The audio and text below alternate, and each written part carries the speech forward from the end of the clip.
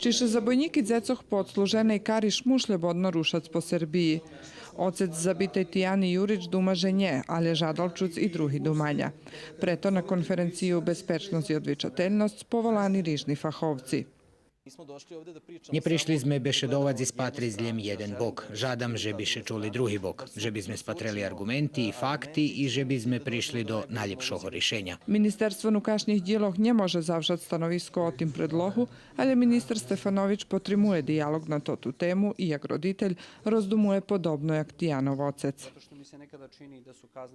Pretože mi še da kedy vidzi, že Kari prebarz blahi, že 20 lebo 40 roki nije dos za monstrumoh kotri zabivaju dzeci. Drugi dva temi konferenciji buli švitke alarmovanje javnosti, že dzecka njet i bezpečnost dzecoh na internetu, gdje už zaprovadzeni nacionalni kontakt centar, kotri poteraz povolali kolo 3000 hraždanje. Državna sekretarka u Ministerstve trgovini, turizma i telekomunikacijoh nahlašela, že da jedni z tih predmetoh už poslati do MUP-u i tužiteljstva. Ministerstvo nukašnjih djeloh i fondacija Tijana Jurič vjedno počinaju obuku treneroh, kotri budu specijalizovani jak postupiti u slučaju nasilstva u familiji nad dzecmi i nasilstva na internetu.